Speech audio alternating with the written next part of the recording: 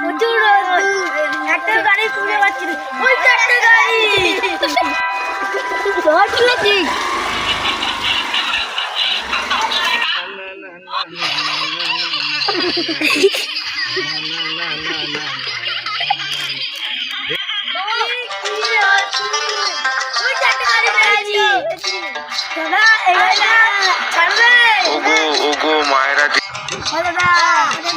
গাড়িতে ছাড়বেন, অনেক রোদ্দুর। আরে এই গাড়ি ছাড়া যাবে না, এই গাড়ি রিজার্ভ গাড়ি আছে, প্যাসেঞ্জার আছে, বুঝতে পারছো? আমি একটা ভাড়ায় এসেছি, আপনারা অন্য গাড়ি দেখিনি, ঠিক আছে?